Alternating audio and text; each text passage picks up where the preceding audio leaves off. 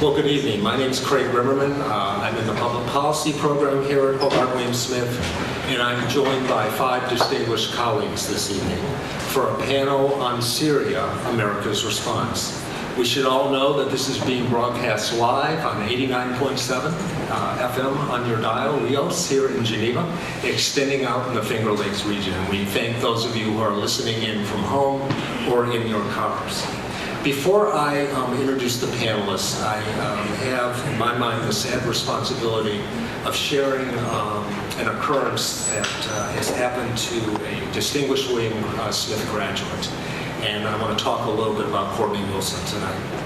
Courtney Wilson, the William Smith class of 2008, was attending the University of Michigan football game on Saturday afternoon and collapsed and was pronounced dead in Ann Arbor on Monday afternoon. This was identified as a catastrophic series of neurological events. She was originally from San Mateo, California. She earned her double major in environmental studies. She worked very closely with my colleague Tom Drennan, and public policy, where I served as her academic advisor. She minored in economics, and while she was here, she developed proficient and advanced competency in French by minoring in French and Francophone studies. She completed an honors project with Professor Tom Drennan in environmental studies, and I had the honor and privilege of watching her flourish and thrive in her senior year, and she did that. She joined Pat McGuire and myself in Washington, D.C. for the D.C. fall semester in fall 2006, where she interned with an environmental organization which she enjoyed so much. In 2007, she was one of 3 Hobart William Smith students to attend AFCO International's Global Third Way, becoming one with the environment's 3rd annual global forum at the United Nations. Wilson also visited Vienna, Austria, and Bali, Indonesia, observing negotiations by the United Nations Framework Convention on Climate Change, which was her passion. She offset her flight's carbon dioxide emissions by purchasing a Terramass, which helped fund clean energy projects that reduce greenhouse gases and carbon dioxide emissions. In 2008, she provided student remarks at the request of President Mark Garron and joined founder of the Green Belt Movement, Nobel Peace Prize winner Wangari Maathai, in planting a tree on the quad here at Hobart William Smith. And Mark proudly displays the photo of her with Wangari Maathai and him in his office on campus. After graduation, she was offered a position as a curriculum specialist for the Crossing Boundaries project, for which Professor of Education Jim McKinster was the principal investigator. And she had worked with Jim with the ESSYI summer program on campus. Courtney was based, after graduating from William Smith, at Cornell's Laboratory of Ornithology. She traveled to Brazil to work with Amazon, a nonprofit organization promoting sustainable development in the Amazon rainforest. At the time of her death, she was working on a PhD at the School of Natural Resources and Environment at the University of Michigan. She was the only child of Dick and Bonnie Wilson, who I had the privilege of meeting graduation weekend in 2008. Tonight we are here gathered here to talk about war. Everything that Courtney touched was infused with kindness and peace. No surprise to me and to others who knew her well. She was an organ donor. I received an email yesterday. I wasn't up to get it at 5:04 a.m. in the morning, but from Marie Lynn Miranda, the professor and dean of the School of Natural Resources and Environment at the University of Michigan. And this is what the email said.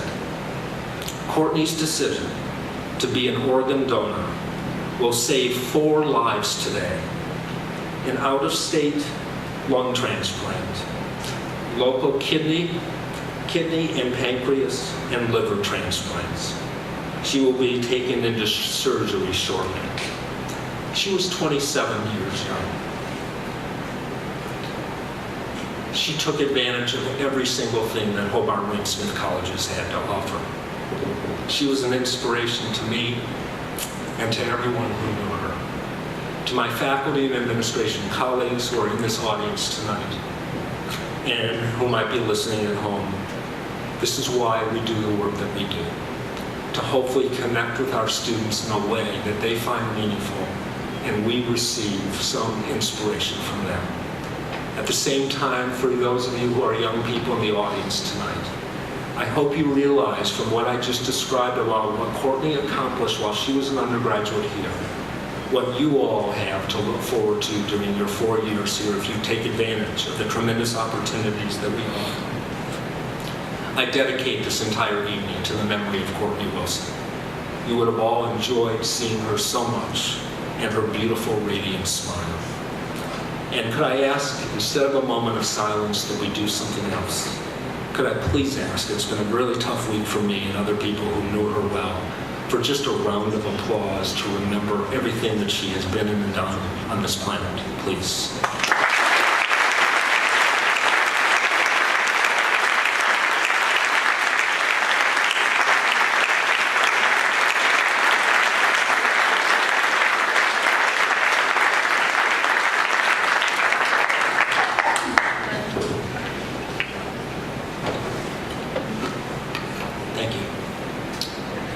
Now I have the distinct pleasure of introducing 5 colleagues, all of whom I've worked with for many years now.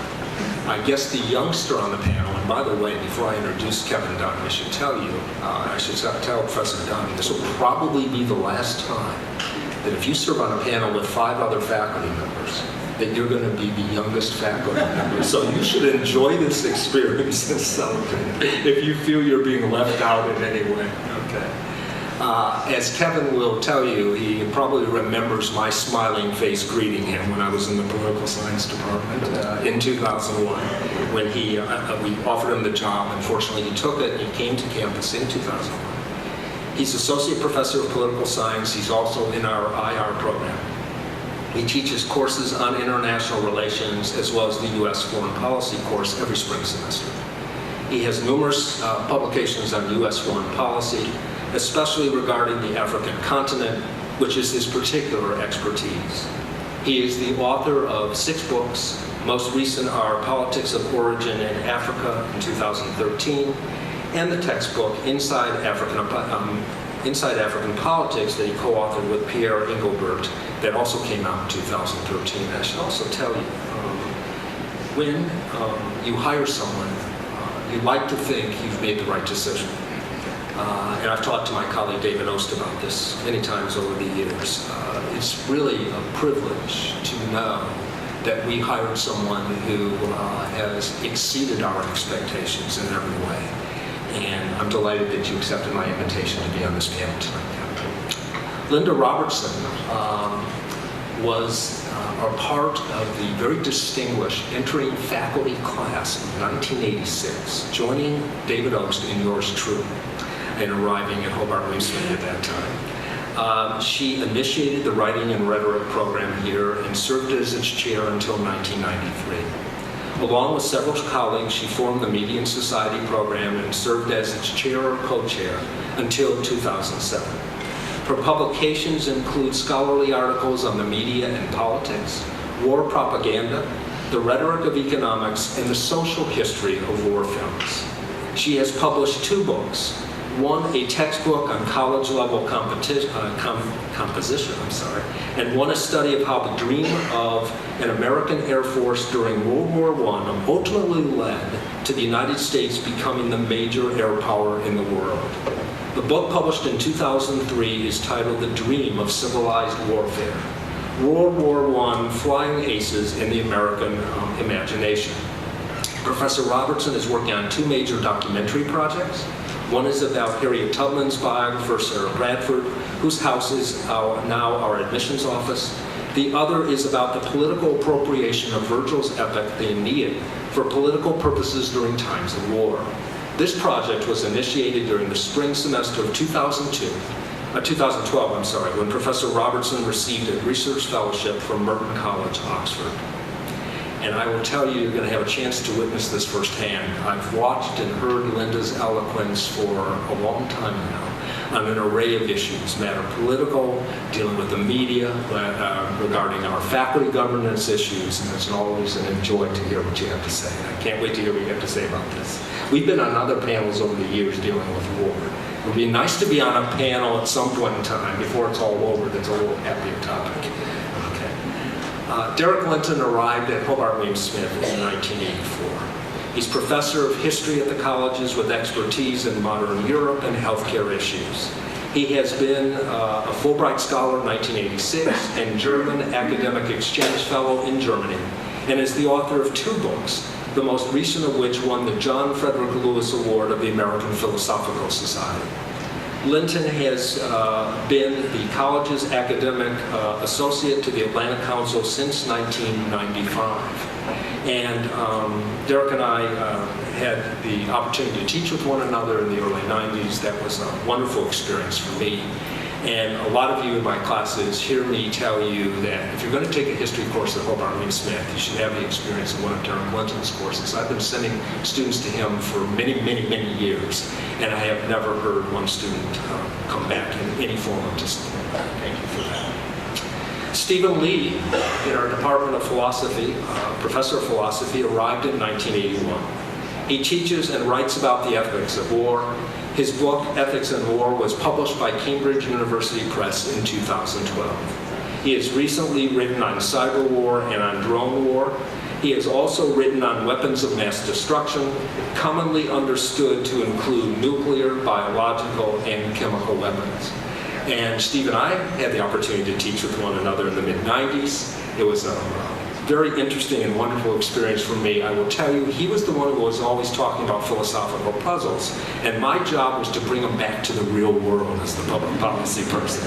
So dynamics in the classroom were a lot of fun, and as many of you know, I've sent a lot of you to Steve's courses over the years, and my students are always responding very favorably to his humanity, his decency, and his kindness that he exhibits towards you and to us on a day-to-day basis. David Ost is a very special colleague of mine because we arrived in the Political Science Department together in the fall of 1986.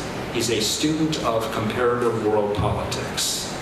His research focuses on Eastern Europe and the former Soviet Union, a region of the world which went through major political transformation in the 1980s and 1990s, and which has some lessons, though not too many, he tells me, for making sense of the situation in the Middle East. Many of you who are my students know that I'm always telling you to read people who write really well. Take it from me.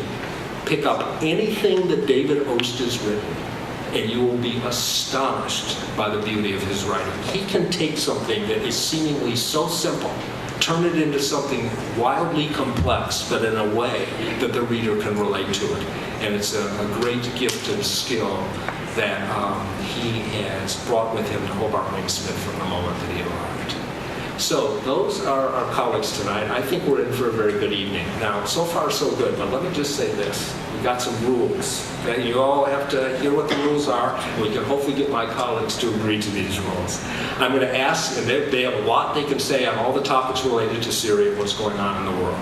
But I'm going to ask them, and they've agreed on email, right, that they're all going to keep within a 10-minute time limit.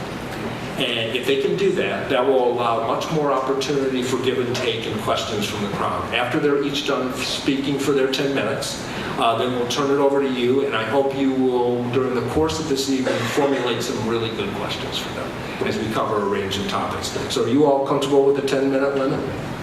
Yeah, of course. Oh, I'll have to tell you. Okay, all right, I'll watch my watch. Okay. So we're going to start with Professor Dunn and just go right down the line. Go ahead. Thank you. After those introductory remarks, I think we should just stop the panel now. Thank you. I actually wrote these comments several days ago when American airstrikes on Syria seemed very likely. They don't seem very likely now. In fact, I would argue that they probably won't happen at all. And I can explain why they probably won't happen at all in the question and answers.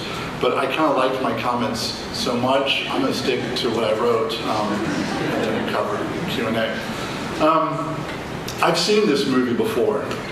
not just in Afghanistan and Iraq. It's been made for decades now. I'm very familiar with the colonial era version of it. This need for us, Westerners, to save innocents abroad from the bad and evil native leaders.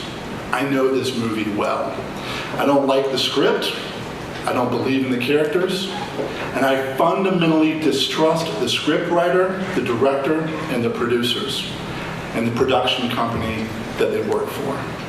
Let's start with the script. At its core is a story of salvation and redemption. There are innocents that need to be saved from the bad guys, who are horrific in their violence. Clearly, the violence and suffering here is real, right?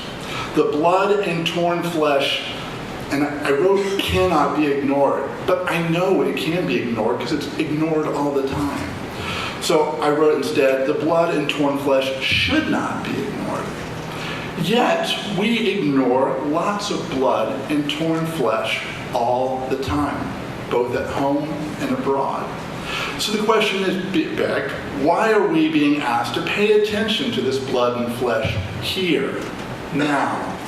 What's being gained by that, and for whom? One reason here and now is so we, the West, or specifically the United States, can feel we did something here and now to redeem ourselves from the many times we seemingly did nothing there and then.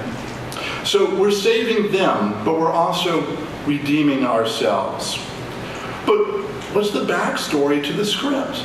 There's no prologue explaining how we got here in the first place. The cameras just start rolling on the opening scene. Yet the answer lies in the script itself. For this was the script for the movie called Colonialism, played throughout the region and around the world. Salvation of the innocent natives by the benign and civilized. Intervention as colonialism. That's also the same script that was used in the post-colonial world for Cold War interventions. It's a bad script, in large part because it hides how the previous versions of those movies have made this script possible. We're stuck in a franchise. The prologue is the script itself, right? We have multiple reiterations of the same movie, but we pretend, or at least we're presented, as if this movie is new, right? It hasn't been made before. It's not sequel number 19. But we sit riveted. Perhaps this movie will end differently. It won't.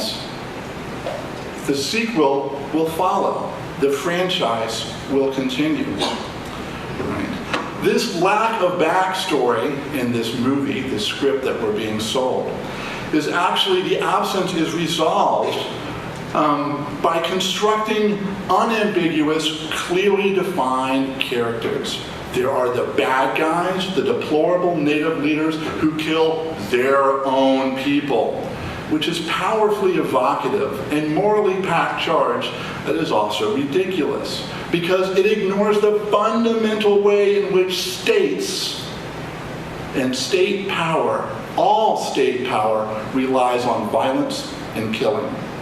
But we must make our villains in these movies truly deplorable, beyond moral comprehension. They must be evil. It's not that they kill, because all states and all state leaders kill. It's how they kill. And in this not so novel hook in this script is that they use chemical weapons. That is evidence of their evilness. But we don't ascribe evilness to ourselves when we use chemical weapons in World War I, in Vietnam with napalm, and most recently in Iraq with white phosphorus or depleted uranium, or to say nothing of describing ourselves as evil, dropping 2 nuclear weapons. Right? Plus, I don't find the other characters believable. I don't believe, right, that we are the noble, benign providers of salvation, and nor, for that matter, do I believe the other good guys in this scenario, these natives so courageously fighting for freedom against the evil tyrant, are actually so good and noble characters as the script wants me to believe. I've actually read the actor's bio. I know they're darker, more dangerous than they're being portrayed. And then there's the plot device, military intervention, limited military intervention through airstrikes, still the same, right? I've got a couple of problems with it. First, I don't really think inflicting violence through airstrikes is going to stop violence on the ground. I know it doesn't.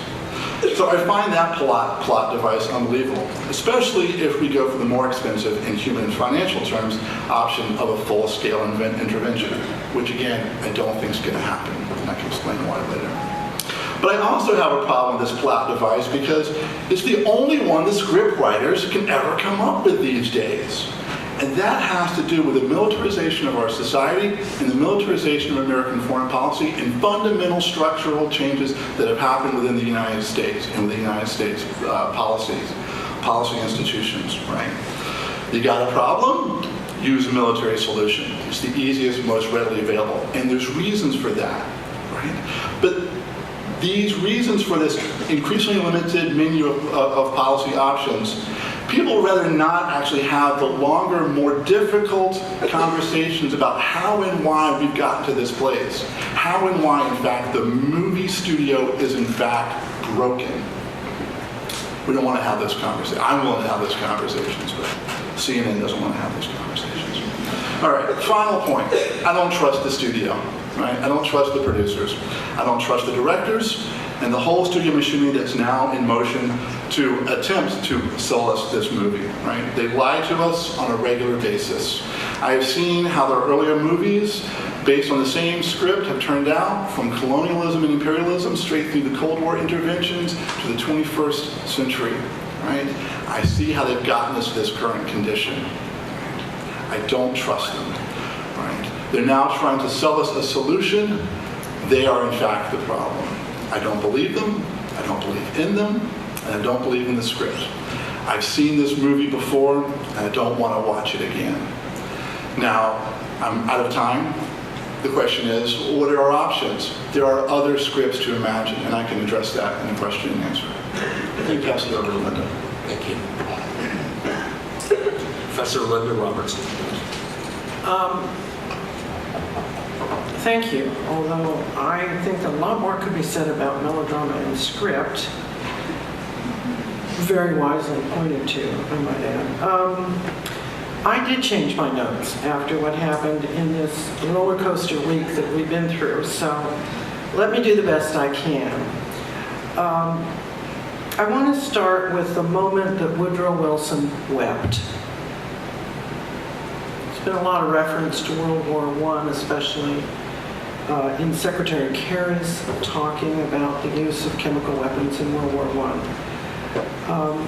When Woodrow Wilson asked Congress for a declaration of war against the Central Powers, it was after a long period of resistance to entering war. He ran for re-election on the slogan, "He kept us out of war." He certainly had to hold off the war hawks who wanted to go to war, but when Germany began again unrestricted submarine warfare against American ships, it cost American lives. It obviously put American interests at risk. So he asked Congress to declare war, and when they did, he put his head down on his arms on his desk in the Oval Office, and according to John Milton Cooper in his most recent biography, Wilson wept like a little boy. And he wept like a little boy because he could imagine what he was sending young American men into. It was at that moment that the dream of America exerting its power in the world through air power was born. First of all, air power represented Yankee ingenuity, our way forward into the world. And second, it was a way to avoid the losses in this horrible ground war where people were fighting in the muds of Europe. This dream was sold to the American public as our way to win the war at a time when America did not have a single airplane capable of flying into combat, and had maybe 2 certified pilots in the military.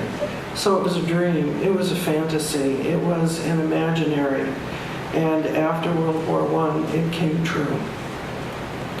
It seemed to be a civilized way to carry on a war for civilized values, because unlike the crushing war of World War I, which did not allow for demonstrations of courage, elan, talent, or ability for soldiers who just sat there being attacked and killed by artillery, air-to-air combat offered all of those things.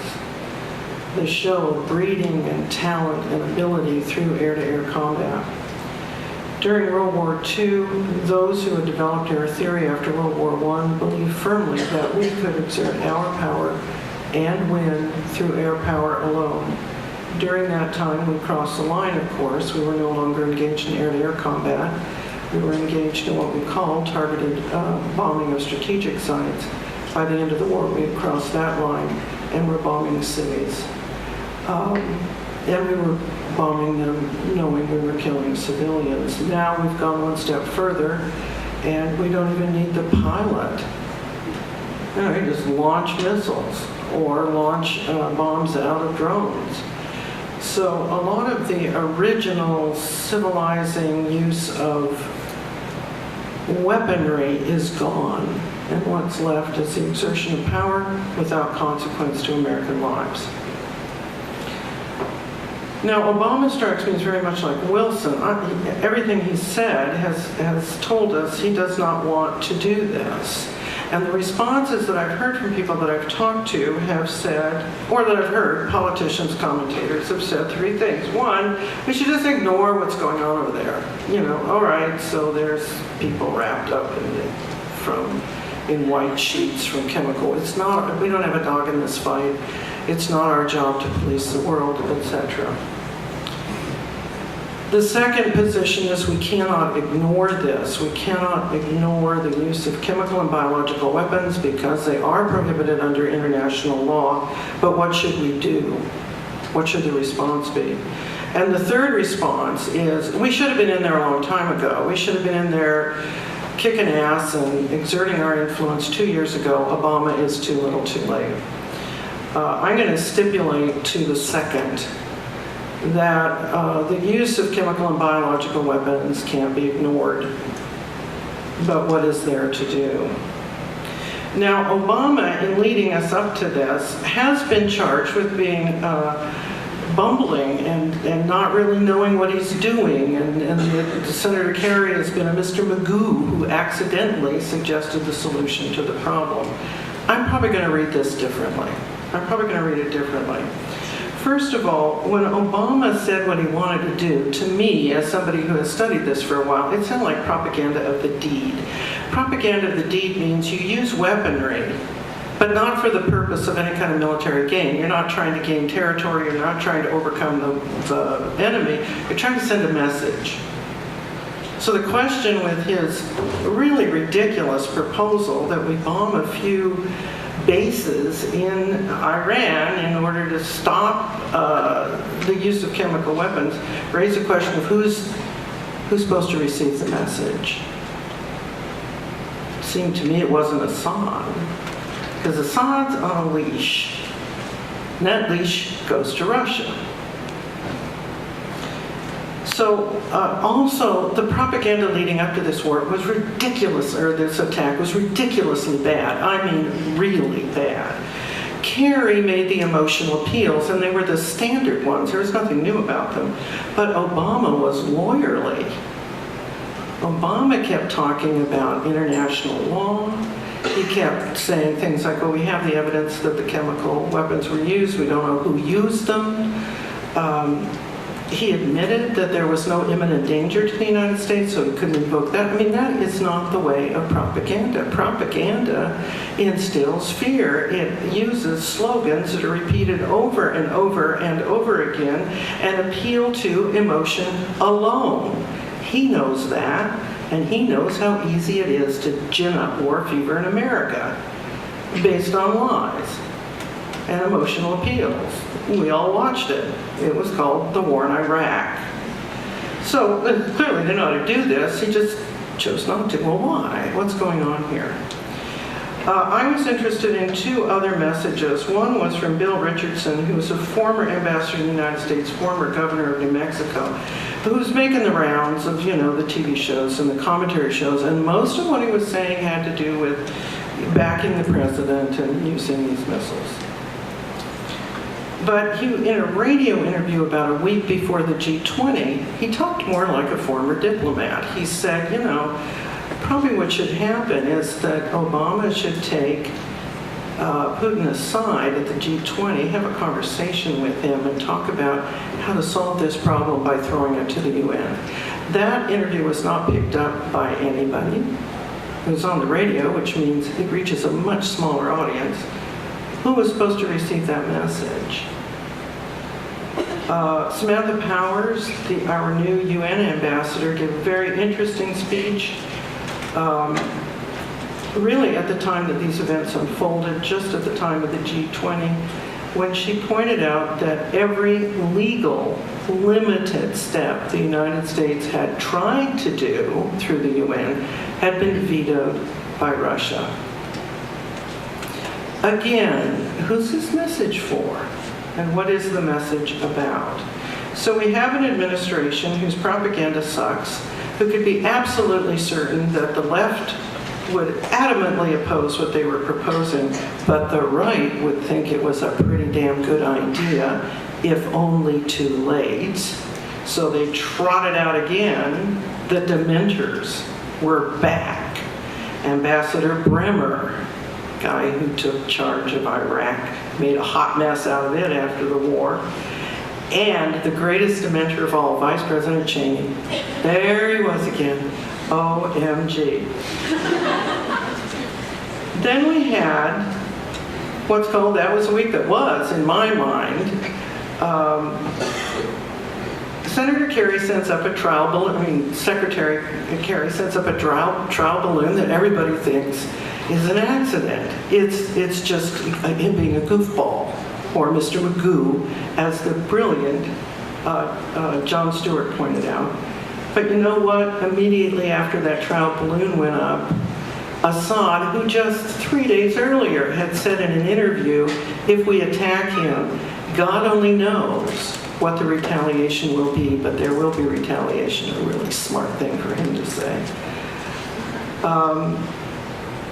And so everybody agreed, and everybody got to say that it was, Obama was bumbling from the start, didn't know what the hell he was doing. And Secretary Kerry ditto, but oh well, now we have to trust the Russians, even though we don't want to, but maybe it's okay, excepting some people on Fox News don't like that idea. And then Bizarro Putin publishes this op-ed. This one I'm working on. I'm really working on this dude.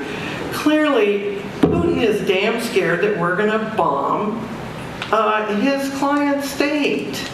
And he's appealing to the people who are worried about Obama doing that in this op-ed. Okay, who's he to put an op-ed? Last time he put an op-ed in the New York Times, it was to justify the brutal war in Chechnya.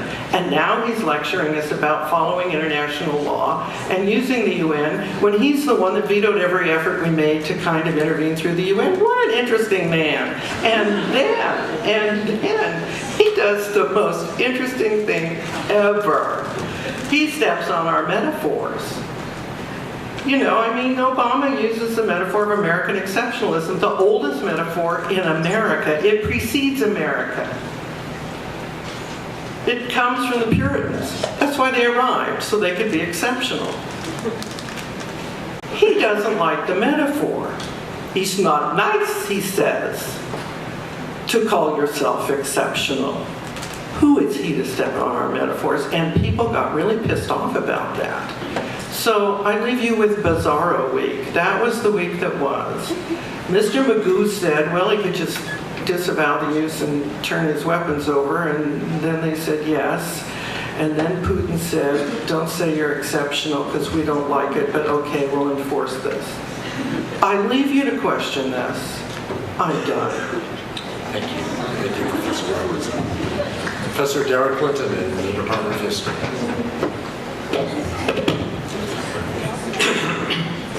Given the limited time, what I want to do is throw out basically 5 theses, which are different levels, but I hope they're ones that will provoke discussion and perhaps some controversy as well.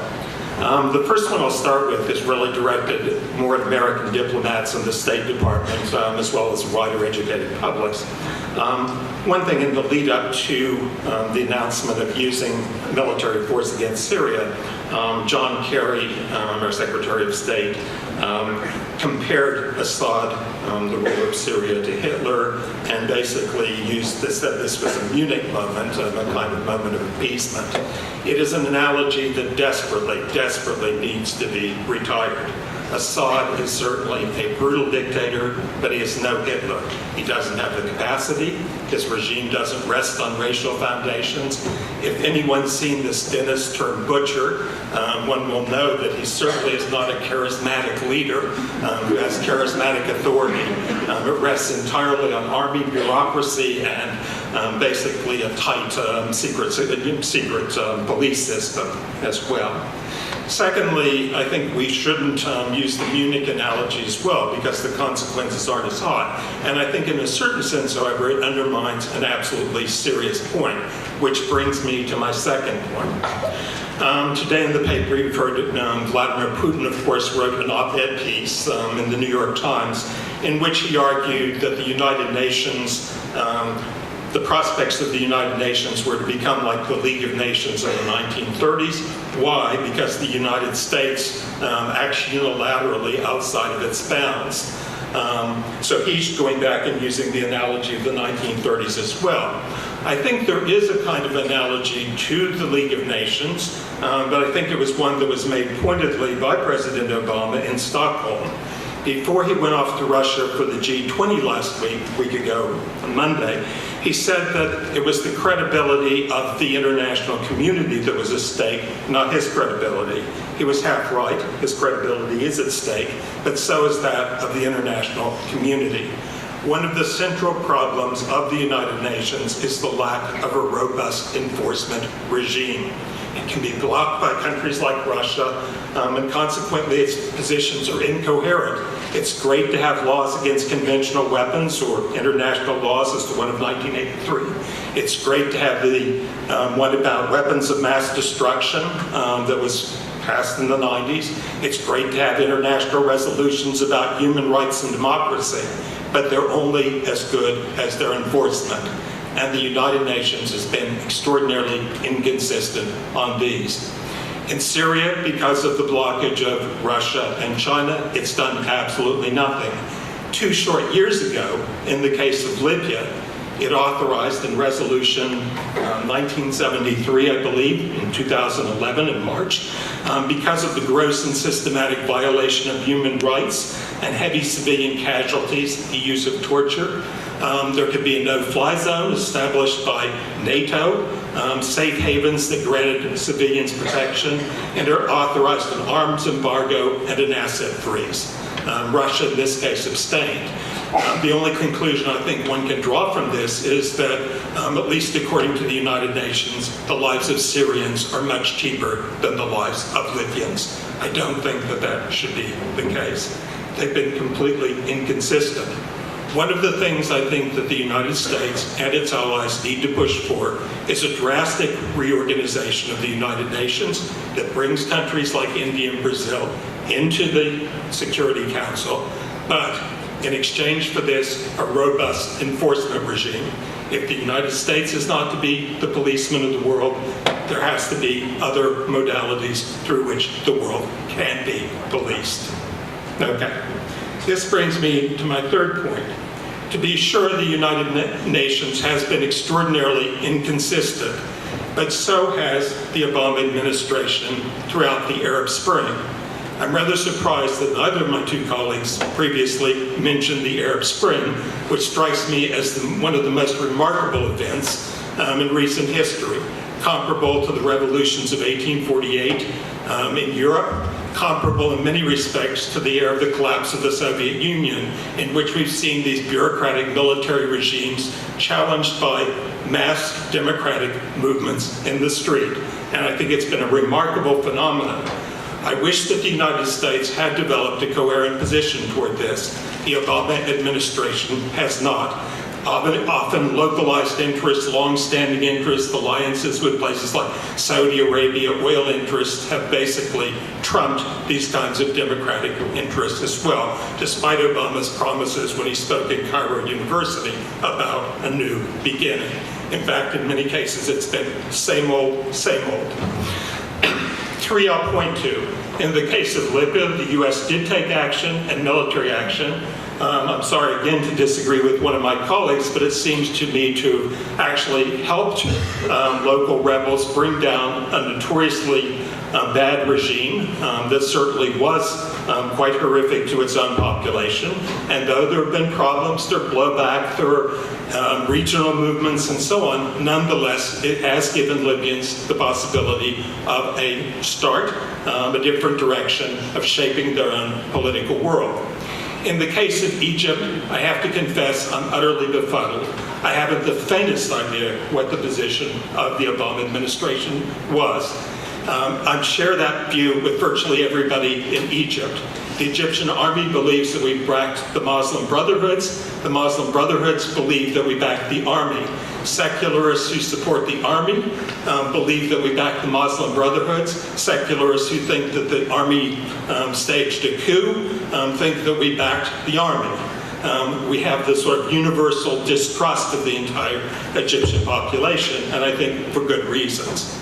In the case of Bahrain, where the U.S. has a naval base and it's proximate to Saudi Arabia, the United States basically said it's the ruler of its Sunni, the vast majority of the population Shiite. The U.S. said no violence, and we did at least have verbal protests about it, but we very quickly ended those, despite the fact that the regime gunned down its population and even prosecuted doctors who had the temerity to treat those who had been gunned down in the streets. But because we have a naval base there, because our Saudi friends who have worked desperately to try to prevent Arab democracy, because it's basically Arab democracy, Islamic democracy would undermine the premises of their regime, supported the status quo there and indeed aided in this kind of repression. So our positions have been consistently inconsistent, incoherent. A position, by the way, in order to allay these kinds of criticisms that Hillary Clinton elevated into policy during the summer of 2012. Okay. If we are in favor of democracy, however, it seems to me there needs to be a kind of fundamental reorientation of U.S. policy, including breaking more or less with Saudi Arabia and basically supporting these kinds of popular forces in a different kind of way. And that brings me to my fourth point. One of the problems with Obama's speech, A New Beginning, and indeed in our reactions, it seems to me, is there's this expectation that after all these years of repression and military dictatorships and thuggery, you'll have instantaneously a kind of liberal democracy that'll embody women's rights, every kind of democratic right that exists in the United States. It strikes me this is going to be a long and arduous process, one that the U.S. cannot fully shape, but we have, I think, duty and responsibility to help nudge it forward with the help of non-governmental organizations, European allies, and others. But I do think that basically there has to be a recognition that it's a long and arduous process. It's questionable that Syria, Iraq, Lebanon are nation states. Basically, they were carved out by colonial powers. They're incredibly segmented societies with lots of different religious and ethnic groups. And I think we have to give sort of a great deal of imaginative thought as they do. Lebanon has basically a whole series of different laws, different regions of different ethnicities and so on, a quite weak national government that tries to balance these kinds of differences. It's basically an institutionalized outcome of a civil war. And I think we have to accept those as kinds of potentially democratic solutions as well. Finally, this brings me to what should we do in the case of Syria. First, I do think that we have an interest in the overthrow of the Assad regime. Obama said several years ago that Assad has to go. I think that's very much still the case. He is a brutal dictator. He has killed approximately 100,000 of his own people. He has engaged in massive uses of torture, not only using poison gas, but most of these have been done by quite conventional weapons. I do think we have an interest in his overthrow in terms of the promotion of the possibility of democracy. Secondly, however, he has long been a thorn in the eye of America in the Middle East. He's done everything he can to halt Palestinian-Israeli peace. He had also, of course, been a kind of client of first his father, the Soviet Union, then of Russia, with close ties to Iran as well. He certainly is someone who has never had American interests at heart. Consequently, I think we should support.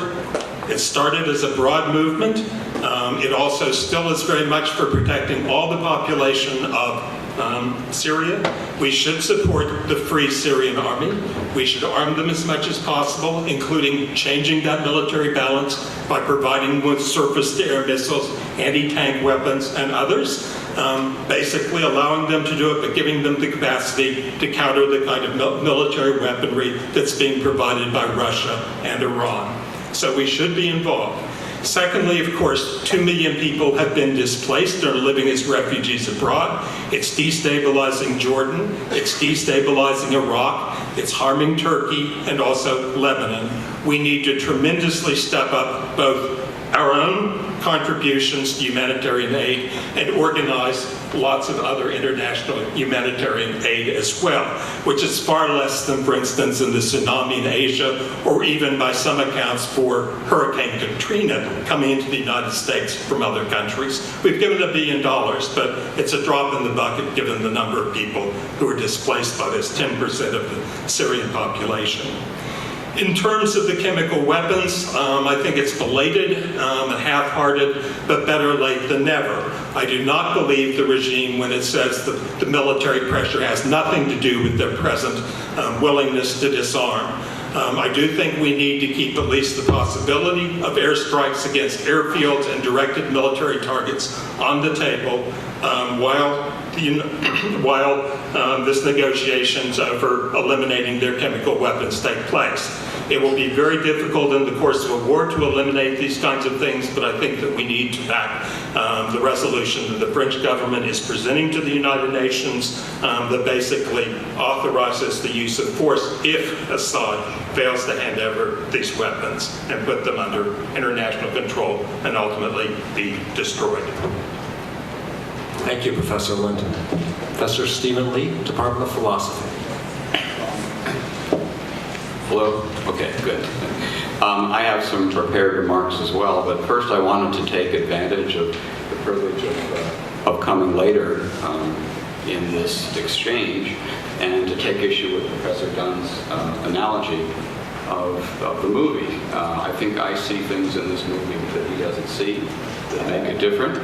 And the things I see that make it different are the fact that there's no one that really wants this military action. The public is amazingly opposed to it, 65%, perhaps more.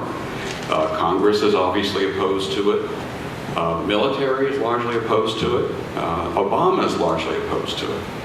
Now, I think Obama says that he wants the military action, and I'm going to try in my remarks to explain why he believes that.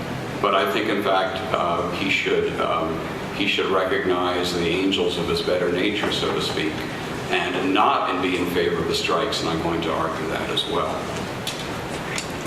President Obama opposed the Iraq War in a famous speech in late 2002, a speech without which he might not be president today. But he explicitly did not rule out all acts of war. He said, in fact, he was only opposed to dumb wars. And now he is proposing one of his own, in addition to the drone attacks, of course, that he has been conducting throughout his presidency. Is Obama's proposal for military action justified? What is behind it? It seems clear that the Syrian regime used chemical weapons to kill over 1,000 of its own citizens on August 21st. Some say that chemical weapons are no different from other weapons, that if you were killed in war, you were dead, whatever weapon was used. 100,000 people have been killed so far in the Syrian civil war, so why the big concern over 1,000 more, given that Obama has resisted U.S. intervention earlier? Chemical weapons are various forms of poison gas. They are indiscriminate, meaning that in their use they generally do not discriminate between combatants and civilians. They are at the whim of the winds. This makes them inherently indiscriminate, in that they cannot be used in a discriminate way. Unlike most types of weapons, if you have a rifle, of course, you can use it to shoot a combatant or use it to shoot a civilian, so it's not inherently indiscriminate. It's only indiscriminate in some of its uses, but weapons like chemical weapons are, I would argue, inherently indiscriminate. This puts them in a special class of weapons. Along with biological nuclear weapons, they are referred to as weapons of mass destruction, or WMD. This term is somewhat a misnomer in that these weapons lack, this term is somewhat a misnomer in that what these weapons have in common is not their great destructive power, which chemical weapons lack, but the fact that they are all inherently indiscriminate. Thus, the weapons are better referred to as weapons of indiscriminate destruction, or WID. And we could perhaps add to that category landmines, cluster munitions, and depleted uranium munitions. This is what makes chemical weapons different. We have a special abhorrence of such weapons, and their use has been banned by international law, Geneva Protocol of 1925, and the Chemical Weapons Convention of 1993. But more than this, there has been a tradition of non-use of these weapons, a tradition so strong that it has come to be referred to as the chemical weapons taboo. Taboos are social prohibitions so strong that the behavior they prohibit is taken out of the realm of cost-benefit analysis and is simply not even considered by most actors. After being used extensively in World War I, they were not used in World War II, except, of course, in the Holocaust, and they have been used seldom after. One major exception is their use by Saddam Hussein in 1988 against Iranian troops and his own people in the Iran-Iraq War, an episode, by the way, that reveals U.S. hypocrisy in that it is the U.S. that assisted Saddam in their use by supplying intelligence, specifically of the location of the Iranian troops that then Saddam proceeded to use the weapons on. Here's an analogy. There is a bank robbing taboo in that the rule or norm against bank robbing is so strong that most people never think of doing it. It's not that they think about doing it and decide not to do it because they think it wouldn't be worth it, but they simply don't even, if you walk by a bank, it's not, you don't consider, should I go and rob this bank? Would I get caught, et cetera, et cetera? You don't even consider it, okay? So that is the kind of taboo that perhaps chemical weapons have acquired. But taboos are fragile. The bright line between the use of chemical weapons and the use of conventional weapons does not maintain itself. It must be actively enforced. The line must be monitored against violators. If bank robbers were not subject to legal sanction, the taboo against bank robbing would deteriorate. The chemical weapons taboo is very valuable to the world, and efforts should be made to keep it and to strengthen it. This is the reason the administration gives for a strike against Syria, to punish Syria for using chemical weapons, to maintain the taboo as a taboo, and to deter any future attempts to break the rules. As a violation of the international norm, a breaking of the taboo, the action should be punished to help maintain the taboo. Is this reason sufficient to show that a strike would be justified overall? I think it is a strong reason for a strike, but not sufficient, though in my mind it is a closely run thing. Why is it not sufficient? There are two sets of reasons that count against U.S. military intervention. The first set concern whether a military strike is necessary to maintain the taboo. For one, it may not be every violation of a taboo that must be met with force to maintain the taboo. In the case of the taboo against bank robbing, it will continue to exist even if some bank robbers get away with it. Another point is that there are other ways to respond to the breaking of the taboo. For example, there is international condemnation of the violation or prosecution of the perpetrators before the International Criminal Court. By the way, the fact that Syria denies using chemical weapons may itself show the effectiveness of the taboo. They know that they have done the forbidden. In this sense, the chemical weapons use by Syria may be the exception that proves the rule. The second set of reasons concern how the U.S. use of force may make a bad situation worse.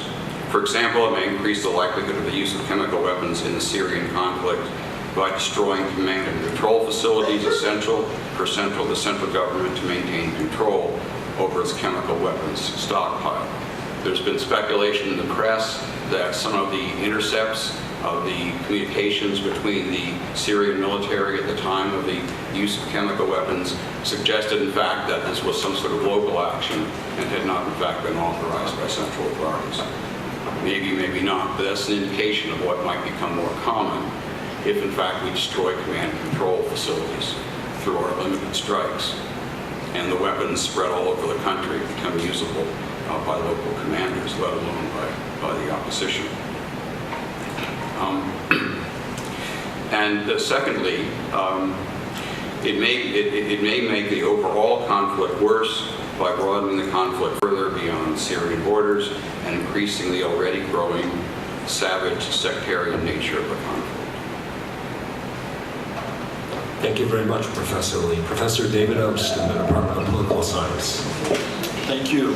Thank you for the invitation, and I'm glad we're having this discussion here. Let me also, I can pick up on some of the themes that were mentioned, and I think I'll start with something Linda mentioned, just of the strangeness of the week, because I think what has been on display has been this preparation for war at the same time that those who are preparing for war don't seem to like the idea of doing it. Right? So there's an anguish about what they're proposing. You see it in the explicit language, at least until the speech to the nation, perhaps. And you see it in the body language, right? You see it in the uncertainty, and this is not something they want to do. The question is then, how does it happen that it's not something you want to do? And yet, they're saying that this must be done. And that's what I'm going to try to pick apart a little bit. Not that I can pretend to know the answer, but it is fascinating. Now let me begin, before I do that, by saying in many ways, I have to say I think this is in some respects President Obama's finest hour. What do I mean by that? I mean the finest hour insofar as presenting that anguish on public display, right? Precisely putting forth to people that this is something I'm wrestling with, this is something I'm proposing, but at the same time, you see, I'm not gung-ho about this. I don't think this can resolve everything. And I think precisely in portraying that doubt, that anguish, the difficulty of this, I think that's a profound and very important lesson. Now, having said that, make no mistake, in 2016, if not before, this very comportment will be derided by his opponents, right? This week will not be forgotten, right, in politics, regardless of what happens. And precisely that kind of, it'll be portrayed as uncertainty, it'll be portrayed as not strong leadership. To me, I think this is actually the kind of leadership that leads towards a different kind of future. The riddle, of course, is why not go towards that other kind of future?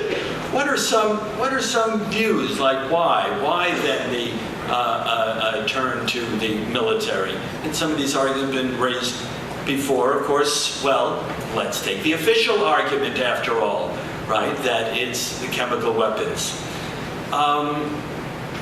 I think both Professor Dunn and Professor Lee made valid points on this, but I guess I come down more on Professor Dunn's side. What do I mean?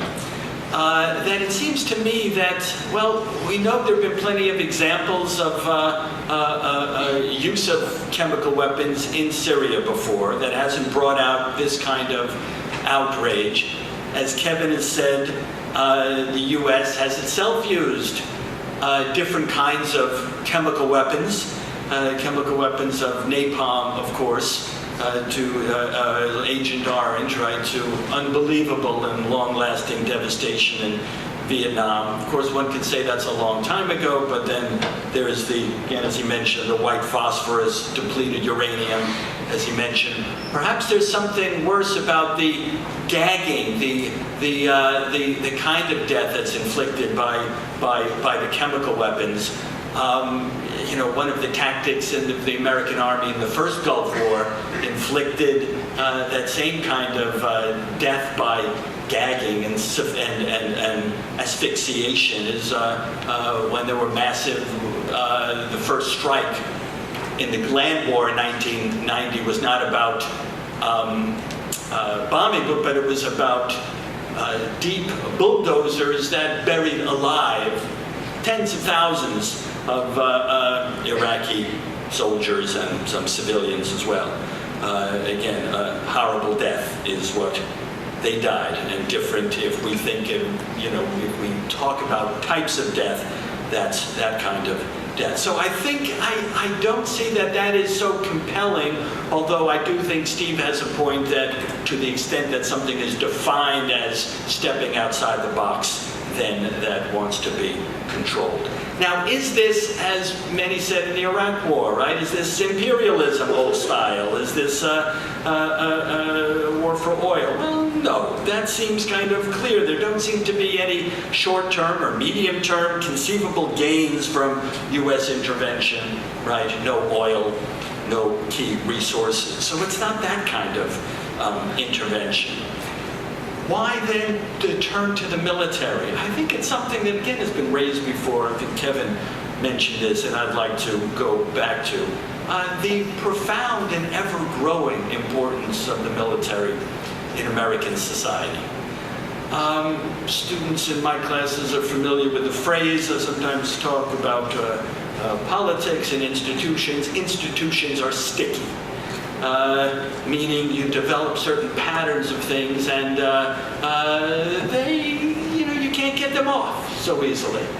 And I think we've seen, well, the U.S. of course has relied on military for a long time. Before there was a state to speak of, a federal state to speak of, having any kind of intervention in the economy, the main occupation of the federal state for most of the mid-1800s was prosecuting the wars against the Indians. Then continuing in wars, of course, getting involved in the later wars as well. Not to be eclipsed by, of course, the World War II and the power America had after that. So there's a great deal of association. There's again this familiarity with the military that makes it a kind of first resort. In terms of figuring out solutions to problems, right, America exceeds the world in thinking of military as the first resort. There's a phrase that once you have a hammer, everything starts looking like a nail. So, right, America has that hammer, and so there are all these problems that appear like nails, and we can use that hammer to get it eclipsed. it's a bewildering, though understandable metaphor. It's one that I think, I guess I don't follow. My last two speakers talked about in supporting some kind of military strike. It seemed to me to err in seeing it as a hammer going into a nail, and in fact, right, the real world doesn't work like putting in your roof.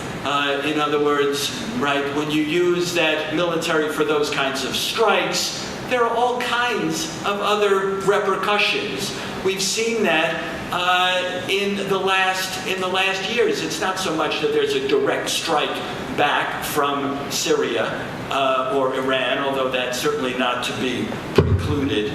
But because, right, of the simple uncertainty of what this brings about, the type of the people who get killed and many inadvertently, and the kind of institutions on that side that it ruffles. Right, you go in, you use the military, if we know anything, it's enormous amount of unplanned consequences. Right, in Iraq, they seemed not to care about that. That was a infliction of military power. They were knowingly blithe about the consequences, that it's not so important. We'll study it to see what it'll be for future wars. Again, Obama seems to understand that. I think still we have this tendency that has gotten, that he's part of that as well, that we just see that as the default, as the immediate type of solution. Now, it's not just the fact that we have this big hammer and everything looks like a nail, or that this powerful military by the United States over its history. It's also that the military has grown in American society into an enormous institution, really as probably the largest welfare institution in the United States. What do I mean by that? Well, we know that it employs millions of people in various capacities, not just in the armed services, but not just soldiers, but bureaucrats to veteran counselors. It employs in many towns, particularly in the South, it employs over half of their working population. It becomes a place where, when jobs have declined and collapsed as they have, where there's a job waiting for people in the military, right? It's an employer of last resort, often first resort for many people.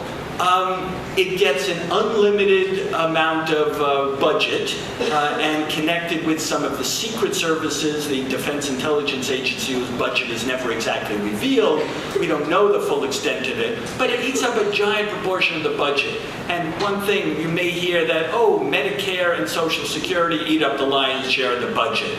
Medicare and Social Security, if you ever look at your pay stub, are in fact taxed. They have direct taxes of every employee, illegal and legal, I might add, that devoting some of your money towards Medicare, towards Social Security. None of that there is directed towards the military, and yet it eats up this enormous amount of these institutions, of these resources. So again, the power of the military, the extent of this militarization has seemed to have meant that this becomes a kind of default. Now, often it's said, well, he has to do this to maintain credibility. And I think there's something to that, of course. But let's understand something about that, right? I think this language of credibility often is a language, a bit crudely, it's a language of a gangster that's worried. And I will recall, I guess, a film metaphor as well. I didn't know he would begin with that, but this is what Michael Corleone says to his brother Sonny in Godfather 2, when they have been challenged in a way that could undermine their power, their status. They know they couldn't quite fix the situation, but we can send a sign, we have to do something, even though we can't really fix it in that way, but we'll send a sign to maintain that credibility. I think, there's something about that notion of credibility that itself needs to be challenged, right? The belief that credibility only comes from the military, when in fact, the United States and the world, maybe in questions and answers, I won't take the time to talk about, European or international reaction, but it's profound and profoundly opposed to this, and also the sense that American credibility has declined so dramatically in the last decade, precisely because of this easy use of the military. Moreover, a use of the military in which Americans do it, but with a taboo on Americans dying, right? So no problem about killing anyone else, but a big problem in a single soldier dying. Right? So this method of prosecuting war also, right, has not brought credibility, but has brought an incredible turn against the United States. So I think, right, we see that it's extremely difficult to think one's way out of it. And going back to the first point, Obama, how to understand President Obama, and this, right, his clear wrestling with this. It is striking and I think disappointing that at the one hand, I say in some respects, I think it's the finest hour of displaying for us precisely the difficulty of making this decision. He's not going, of course, although being pushed into it, so we'll see. But right, his instinct was not to go calling for a new type of, let's not just say diplomatic solution, we have to have a reimagining of what type of society this is and how international relations works. He reminds me, someone mentioned Vladimir Putin, but not that Obama reminded Linda of Putin, but in Putin's recent op-ed. But I think there's a similarity in some way to the problems of Mikhail Gorbachev, the last leader of the Soviet Union. Mikhail Gorbachev came to power in a system where it was clearly a top-down system. There were no democratic elections. The Communist Party ruled things. He was elected within the Communist Party to head that party. It seemed that clearly, right, he could initiate a new kind of policy and get people to follow along. Well, he did initiate a new kind of policy and found that, institutions are sticky there as well, and found himself faced with a profound rebellion on the part of the Communist Party, on the part of local provincial officials. Right, the whole system was going to topple if you let this go. In fact, the whole system did topple. And I think President Obama probably also understands, and I think we need to understand, right, this profound power of that military, and we know, right, turning away from it, backing off it, even as I said, this expression of what I think great humanity in wrestling with this issue is going to be, right, a key issue in 2016, right, or just applying, right, this, labeling the Democrats as these kind of leaders, which I think we ought to see as a profoundly important step. But, right, the power of that military, that militarized culture, which again comes from American history and continues intact for a long time, and then he also sees that he can't buck that power. On the other hand, it is his second term. He's not running again. He's the President of the United States. He really needs, and I think we should hold him to this to the extent we can and not forgive him for not pushing and trying to push a different kind of agenda here when he knows that the agenda he proposes isn't going to work. Thank you very much. Thank you.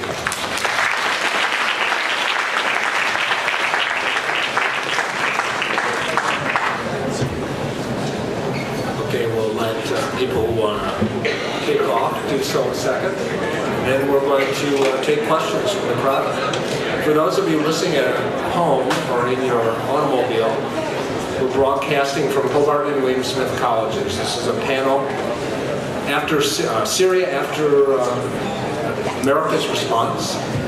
We're on the campus of Hobart and William Smith Colleges here in Geneva, New York. So I hope we have someone who wants to ask some questions. Otherwise, I'll start. There are microphones over here. Please don't be bashful. You have to come down, though, and ask your question at a microphone.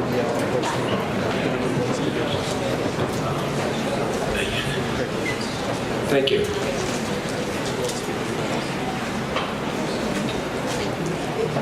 Okay, so good evening, ladies and gentlemen. First of all, thank you very much for your talk. It was really very enriching. My name is Zuhir. I'm a Fulbright scholar, if I dare say, for a year here at Hobart. My question actually is going to be taken from an interview that I just saw this morning. An interview for Professor Tariq Ramadan, who is a professor at Oxford University and a leading figure in the Muslim world.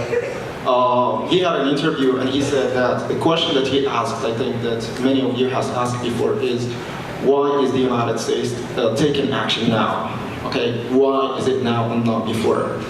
And he stated actually very plainly and obviously, and he said that the United States actually had no economic interest in invading or in attacking Syria. And if they had, they would, just like what they did in Iraq. So there is actually no oil, as you said before. Syria or Aleppo was only nominated as the capital or the cultural Islamic capital of the Muslim world, so there is no interest there. And it is in the United States' interest and some European countries to actually keep the situation as it is, because now I think that things are even getting worse and worse because the situation is very chaotic. Now it's no longer just between the regime and the opposition, but we have now Shia, we have Sunni, we have Salafi, we have a lot of ethnic. It's a civil war par excellence. So why taking action now? I think, according to what he said, it's maybe no economic interest, but it's a kind of, as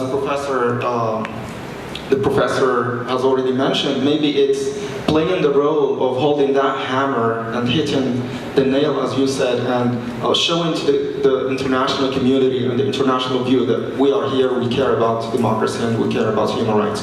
To what extent you agree or you don't agree with Dr. Tariq Ramadan? Thank you. Who would like to take the response? Yeah. It seems to me that, I think it brings out the sort of problems and hesitancies of the Obama administration. After all, last summer, not this summer, but the summer before that, in 2012, he said, knowing full well that Syria had a massive pile of chemical weapons, that if they used these, it would be a red line. It was used a number of times on a small scale. The most recent episode was far more extensive, and it really was a question at that point, pressured by people in Congress and others, about Obama's credibility.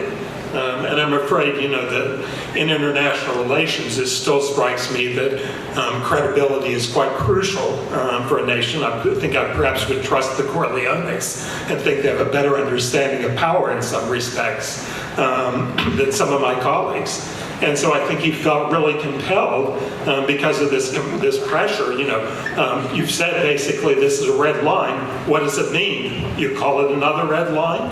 So really because of that, he ultimately felt compelled to act. When he was saying in Stockholm, it's not my credibility at stake, it's because his credibility was very much at stake. Can I work off of that? A couple of points. Why now? I would agree with Derek on this point, at least, that if there's credibility at stake for Obama, it's domestic credibility. The pressure is coming from Congress.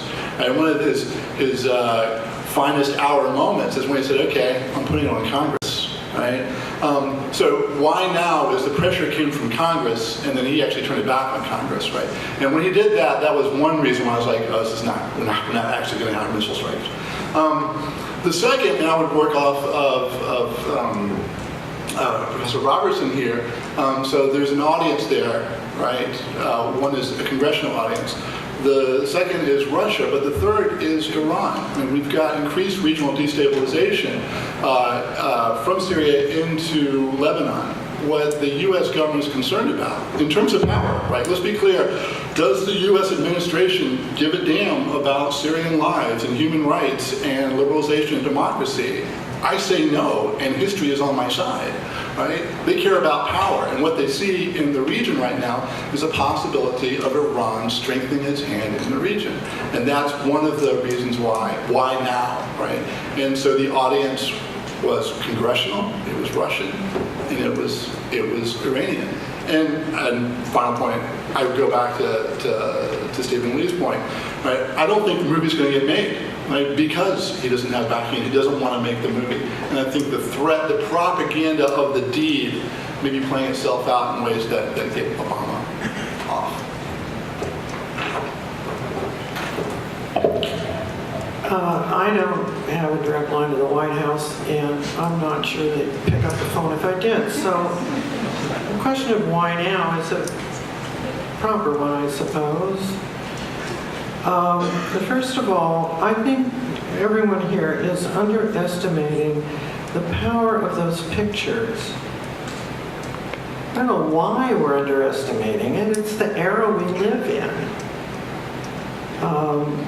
Those images have their own authenticity and their own power, and they can't be wished away, even though what I'm hearing is a lot of people would like to.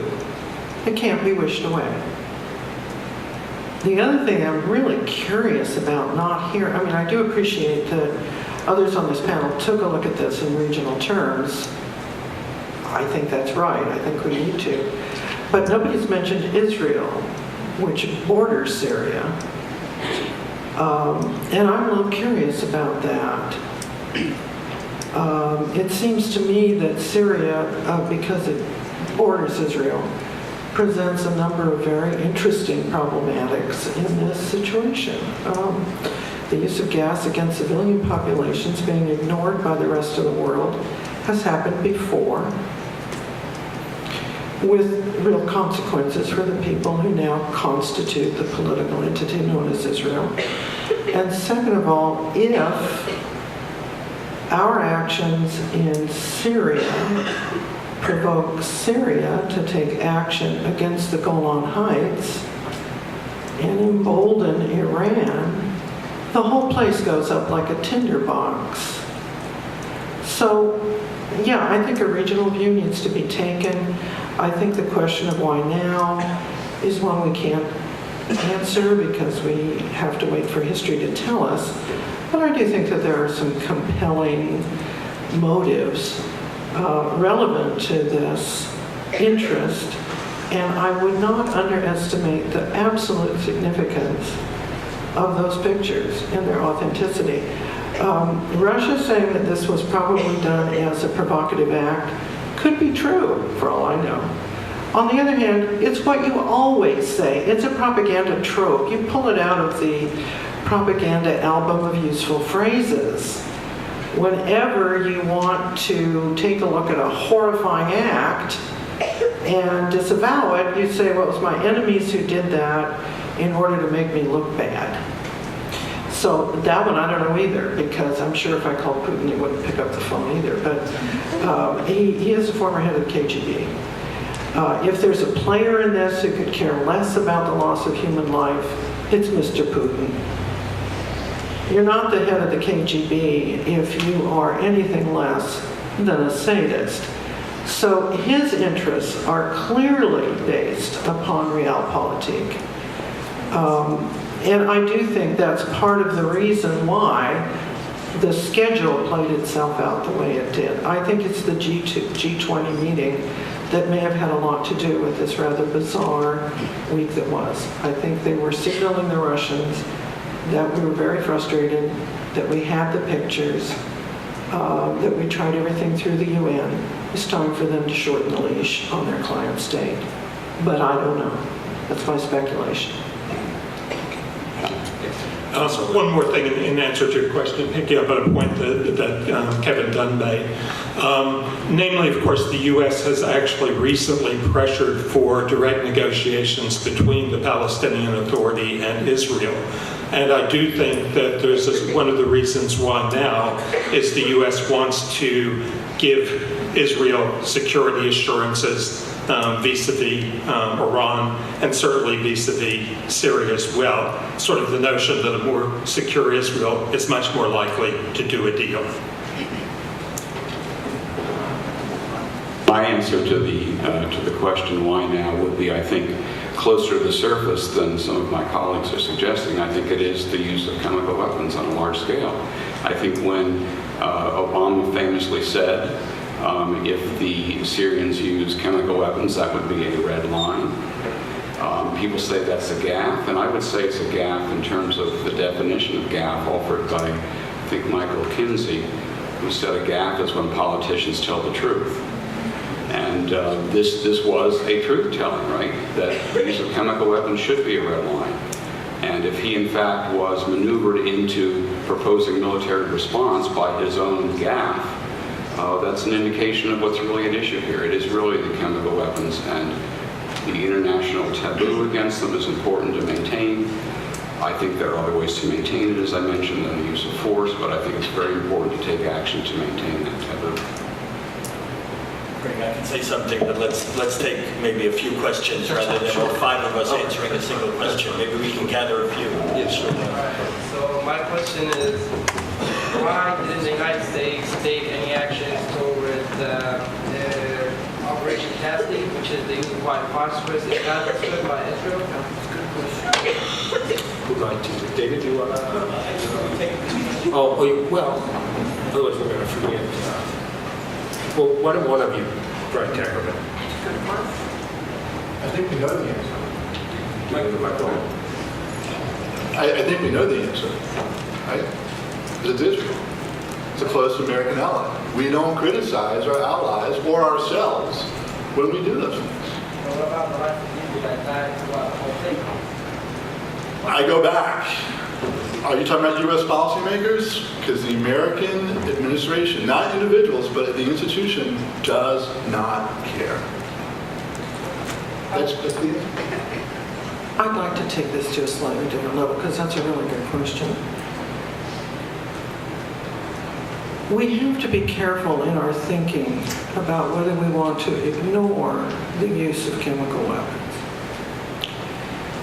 Because if we do, we can never come to that point that I think Professor Ost is calling for, a different kind of future. We can never come to the point where we say we have to apologize to the world because of the immoral use of indiscriminate weapons that we've engaged in. We will never arrive at that point if we reduce what's happened in Syria to a question of chess players on the board.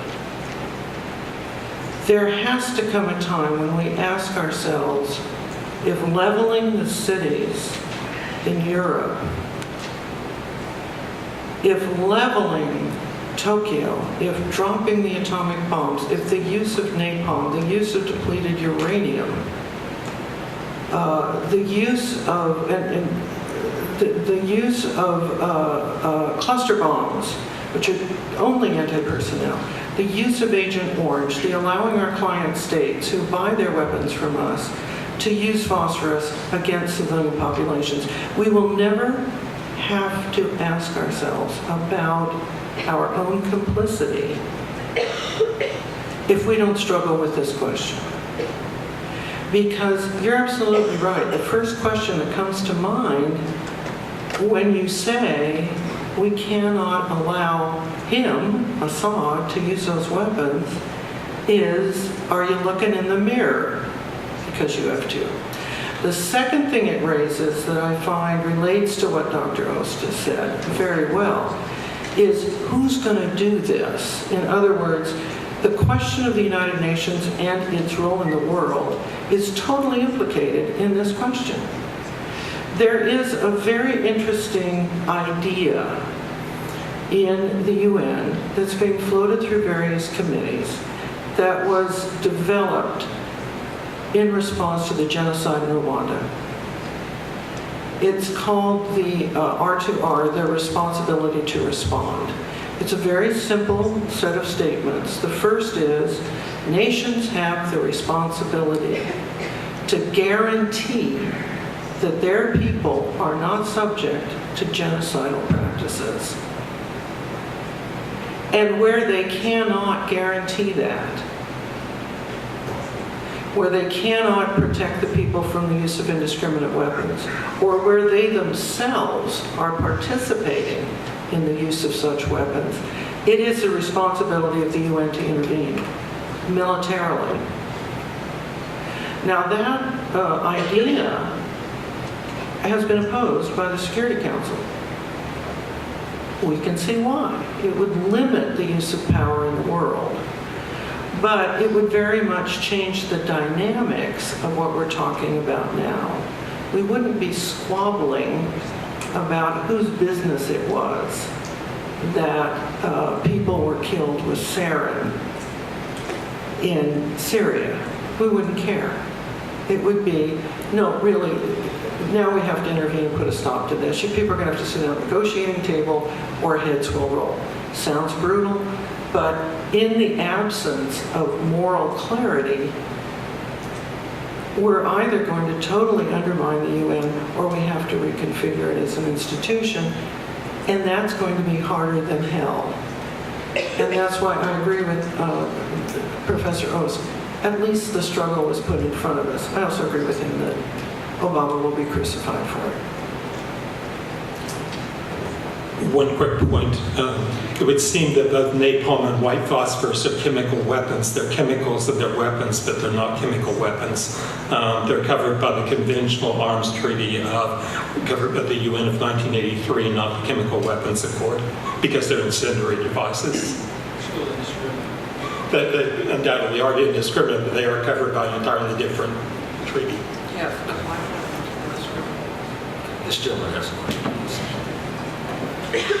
So, Professor, I'm sorry, but my question kind of amounts to squabbling about whose responsibility it is. But it's my understanding that kind of the positions of most of the panel here tonight are that the United States isn't an acceptable actor to kind of police the world, and rightly so, right?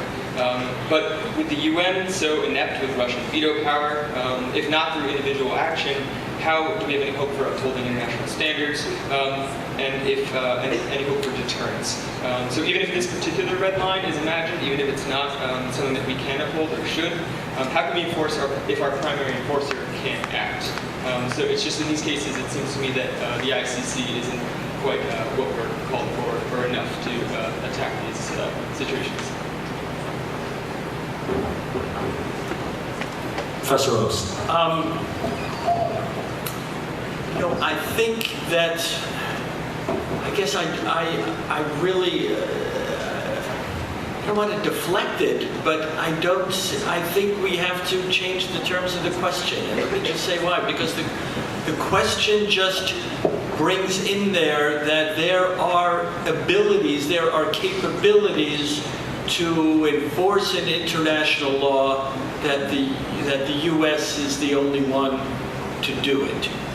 And here's where I think, we need to just be alert citizens of the last couple of decades. And, right, U.S. policy does not bring enforcement of many of the crucial aspects or accomplishments, achievements of international law, or even acceptance of human rights, that it sets out to do. I think the question, as you put it, then it's like, well, yes, nobody else can do it, right? America has the power; it's the only one that can do it. And then my point, and this kind of comes back to something Derek said, and is that let's be real. Let's look at what the use of this military force has done, and it hasn't fixed the world, solved it of its right, of its glaring human rights problems.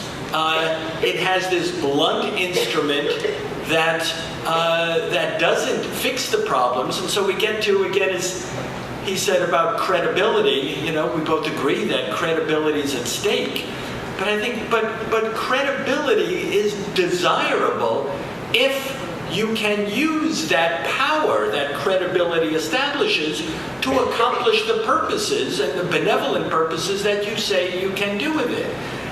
There's no indication that the United States at this point in these kind of battles and with this kind of military footprint knows or has the capacity, right, to put forth the kinds of solutions that the kinds of policy that can solve these issues. And so then it comes down to what credibility is who's going to be top dog, who's going to have the biggest military. And yes, if we say the United States must have the biggest military just because it must, then yes, then that credibility must be followed, right? For one, I don't see any desirable outcome in the U.S. maintaining its position as sole top dog just for the purposes that maybe there are others who will do it worse. Yes, I'm not happy, I'm not sanguine about a post-American, other one who will take it over. But I'm also unwilling, and I think it's cowardice on all of ours, just to say that we have to stick with that institution and with that power we have and that use of the military, especially when, that's why I said at the beginning, let's be alert citizens. Let's see what this has done, right? Let's see what the use of that power has done, which has not, solved the solutions or made it easier for people in the Arab Spring. I see you want to, maybe I missed something you were saying, but... No, I just need to clarify that I wasn't suggesting that the U.S. is actually the correct actor in this, as you've all kind of negated in your speeches, but rather who is the correct actor if the UN can't do anything. So not the U.S. as a police. Yeah. Look, military force is indeed a blunt instrument, but it sometimes has to be used as an instrument of policy. In this case, precisely because there is international law. It is not being enforced by the United Nations. Indeed, Russia has blocked it consistently. It does seem to me that you have to put together a coalition that's willing to enforce it, to say that these are enforceable, just as you have to have police forces to enforce bank robbing taboos. And in this case, the United States isn't alone. France, Turkey, numbers of other regional allies very much support taking up to military action in order to enforce the kind of taboo that Professor Lee referred to. So my reply is, for want of better, ton de mieux, the United States has to be involved in it. Yeah, I'll just respond a little bit. I mean, it's a great question. I think fundamentally it shows where we end up on the spectrum here. Because I think all six of us start from a very ethically informed opposition to the use of chemical weapons. I don't think any of us is a supporter of the Assad regime. I think we all value the humanity of others and the sanctity of life. I think we all recognize the importance of human being and self-determination. And then I think we break apart in terms of the tools that we have that we think are valid. Some of us, would be cynical optimists in the use of the United States and the use of military force in the region, right? I don't want to. I think Professor Linton is going to occupy that position. I strongly disagree. I think for reasons he actually pointed out in terms of American credibility, shot, that we are actually the wrong instrument. Others value international law, right, or perhaps international organizations. I would place myself at the farthest end and say I fundamentally do not believe that using the whole sovereign state system as our method for solving these problems, the problems that they itself constructs, they're not the proper solutions. So I would actually work off of Professor Ost's conversation here in terms of really rethinking where we need to be going, not just in a utopian, but in a very realistic way, right? yes, we should be alert citizens, but we should also be more than alert citizens, right? When we talk about the we in this situation around Syria, who is the we? Is it you as college students? Well, there are college students in Syria, right? So the student union, perhaps HWS, might want to reach out to student unions in Syria, right? Circumvent the whole notion of nation state and state sovereignty system we have here and be thinking about the we in new and creative and hopefully productive ways that gets to those ethical dimensions that we're all coming from in terms of the value of human life, the goal of self-determination and so forth. This gentleman has a question. I think this works very well off that last question. So being a political philosopher, Slava Kuzik recently wrote an article in The Guardian where he calls the struggle in Syria a pseudo struggle, calls the moral outrage fake, and he points to the absence of a third party, the lack of a party movement for radical democracy in Syria. So I'd like to hear some general comments about the article that you have read it, and possibly that argument that without a really legitimate political party asking for radical democracy inside the country, that any kind of intervention would just lead to political chaos, that it's just kind of overbacked by these two superpowers, where it just not end well for the world. So I'd like to hear some general comments about the argument and the article if you've read it. I did read it. I thought it was incredibly frivolous, to put it mildly. There are 100,000 people dead, and he basically says it's a kind of pseudo-problem, and what we should orient around is people with iPhones. I really thought that it was incredibly frivolous. My reply basically is that, look, the Free Syrian Army and the National Syrian Council are vociferous. There are groups in it that are liberal and democratic. There are Muslim brotherhoods. There are various kinds of Islamicists. There are all kinds of, there are some Alawites, a handful. There are other kinds of Shiites. They're mostly Sunni, however. Rather than seeing that as an impediment, it's been given as an argument we can't basically back these because they don't have one story, they're not together. I see that as a good augur. The fact that it represents a whole variety of different positions, that it doesn't speak in one voice, that it really has varieties of different sort of factions and so on, all seems to me to give hope for a future Syria that really has broad representation in it. And so, it's another reason why I just think his article was utterly frivolous. Emma, you have a question? Hi. So my question is, I've seen images from Syria, and obviously they're incredibly shocking. But then your president says, "I want to get involved," and you start thinking, "We just got out of 2 wars, and I have to pay for my wonderful liberal arts education someday." And so I guess my question is, if we were to get involved, who was going to pay for it? And also, do you think that the 64% of Americans who were against it, I guess, although we like to see ourselves as having this great military force and being, world police or whatever, do you think the 64% who are against it, does that represent maybe a change in how we view ourselves? Because we're starting to realize that this stuff actually costs money. I know people are dying, but sometimes it's hard when you're like, well, I'm going to be the one who has to pay for it. So I guess that's kind of my question. Mr. Robertson would like to respond first. Thank you for asking that question. It's a really very good one. No, I don't think it represents a change in the American mentality. I wish it did. I think if the propaganda campaign had made Assad out to be a player in the 9/11 assault on America, a man who was collecting sarin in order to bring it to Manhattan and put it in the subways, and if someone of the caliber of, Colin Powell went to the UN and held up a vial filled with Kool-Aid and said it was sarin and just a little bit would kill us all, no, Americans would be just as hysterical. I'm sorry. It's a public with a real short memory. As for paying for it, you see, that's where I think the question of the hammer and the nail becomes so important.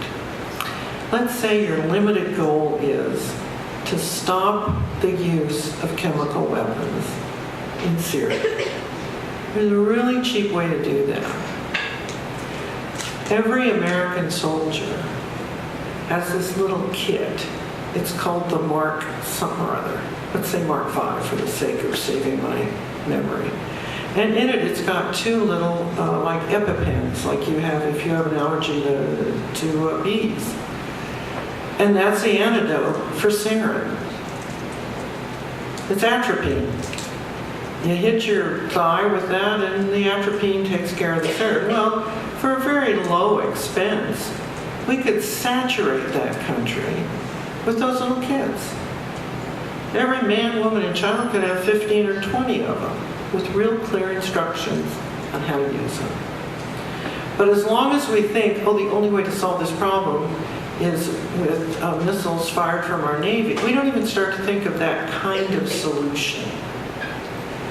The other opportunity that we don't think about is, what does Assad want? You know, he and his family have a hell of a lot of money. They like it.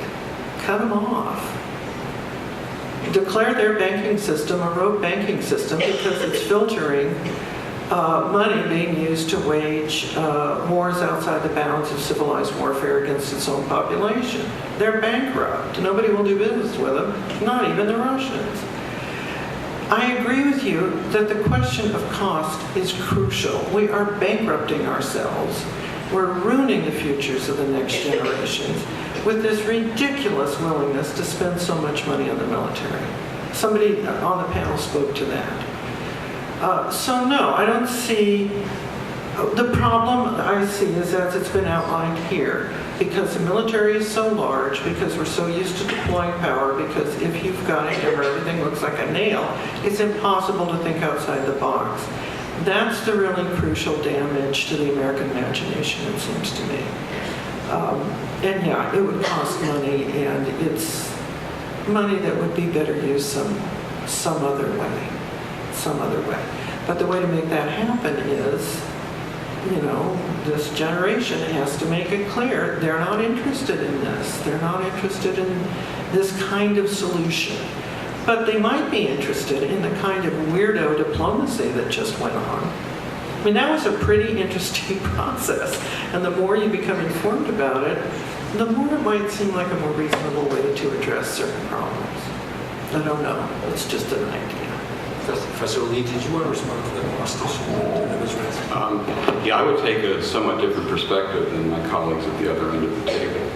I mean, it seems to me that this may be a new movie script. I don't know for sure if it is, but I think it's incredible that we have the public, by 65% or so, Congress, of course some of them do it because they hate Obama, and so forth and so on, the military, many of whom don't want to do this kind of strike, and President Obama in terms of the kind of agony that he's presented for the public, like David talked about. I mean, it may be, in fact, that we are headed for a post-sovereignty world, but things happen on the way there, and we have to somehow deal with them, and we have to deal with them using the instruments that the sovereign world has given us. So let's hope and work for the post-sovereign world, but let's be willing to try to solve problems using the tools that we have available, even if they are sometimes hammers. Alex, did you have a question?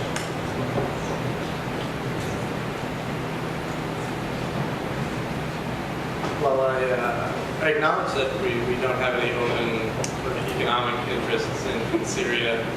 I question whether there's a national security interest there that doesn't seem to be talked about. I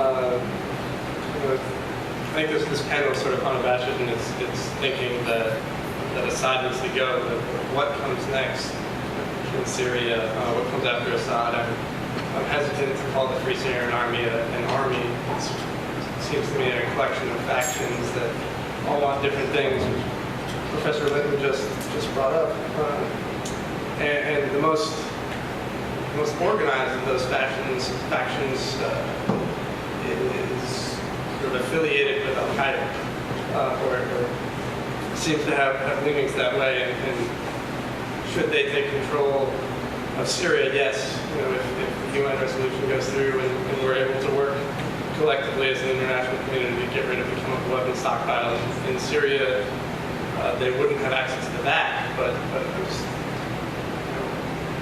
it seems like a big potential problem in terms of Syria and in terms of regional stability that people aren't sort of talking about. Professor Linton. One, there are two actually Al-Qaeda affiliates, and neither of them are part of the Free Syrian Army, the ISIS and the al-Nusra. Neither of them are. Both of them are bankrolled largely by Saudi businessmen and Gulf businessmen.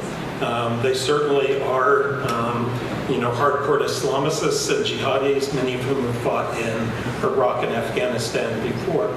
They do not have strong local roots, though sometimes people welcome them because they bring law and order and because they also have the weaponry that others have not provided the Free Syrian Army. In the long run, I don't think they're a problem, but that's why I think actually acting and arming the Free Syrian Army and actually supplying them with weapons at present is a far better course than simply allowing these groups to burgeon and essentially become effective players within the Syrian scene. But the other thing is that there are no guarantees after the collapse of Assad. What I do think it does is provides opportunities, possibilities for new kinds of arrangements, more equitable, more representative, ultimately more democratic.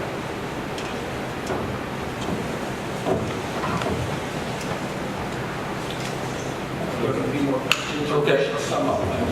No, we've been doing this for almost 2 hours. Does anyone else? Go ahead. We have the last question tonight.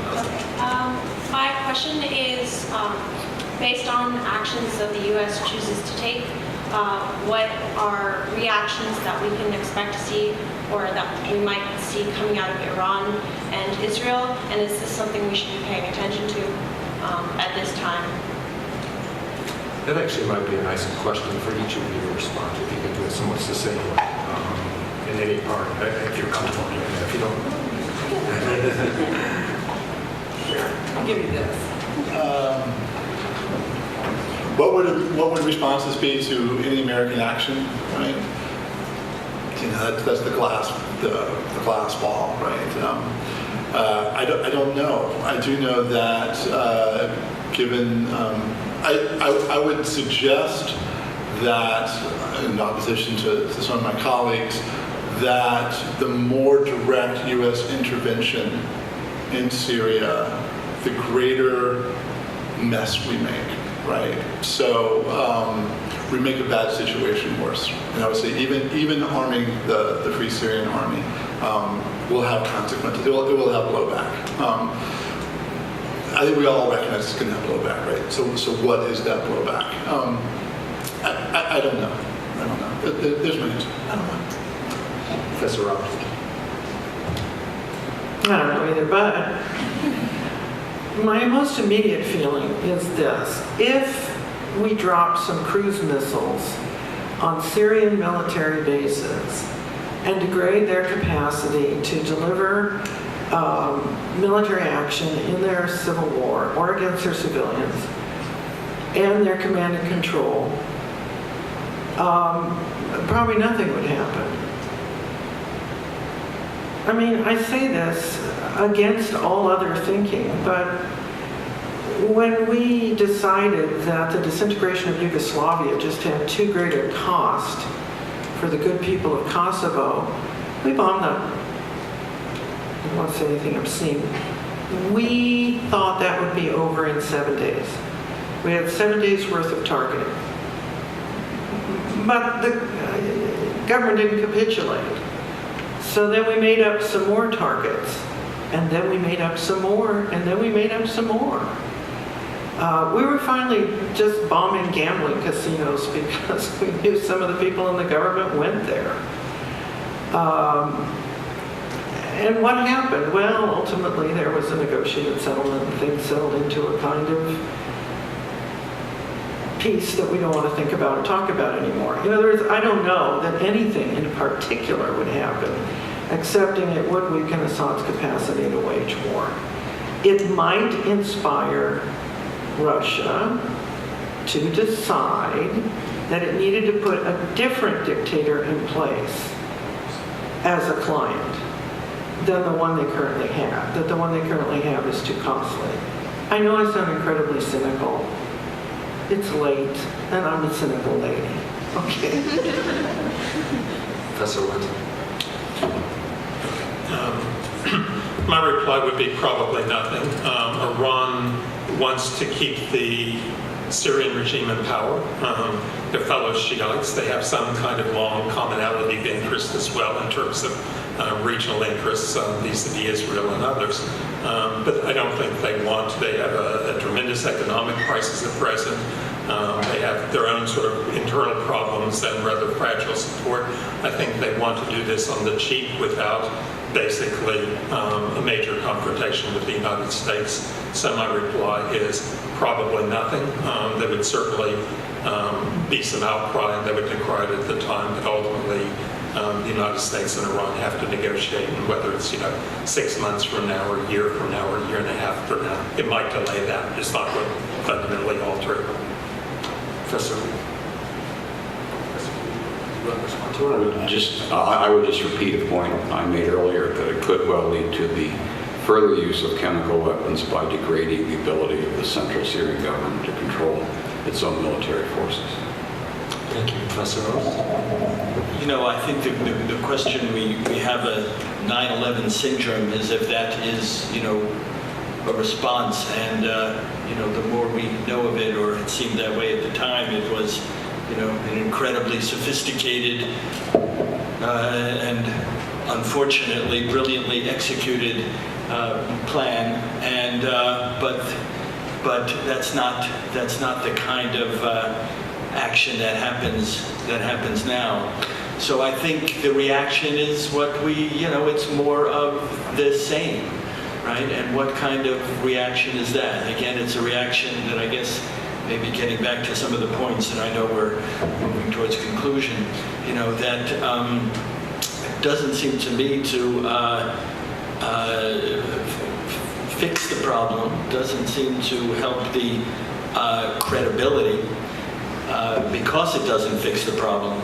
And but it raises the issue. I'm sensitive, and I'm to Derek's and Steve's comments, right? And I don't like the kind of glib claim that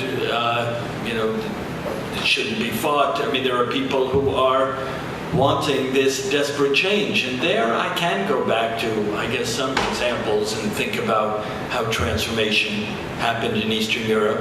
I mean, there's plenty of differences, but it shouldn't be forgotten that there were those right after World War II and throughout until the 1960s, really, that had said that this was the Cold War. This was the oppressed people behind the Iron Curtain, and people said, well, they can only fight this regime militarily, and there should be military support. And of course, some generals wanted to bomb the Soviet Union before it had the nuclear weapons. Others, talked about arming. It didn't happen. Most people in Eastern Europe didn't want it.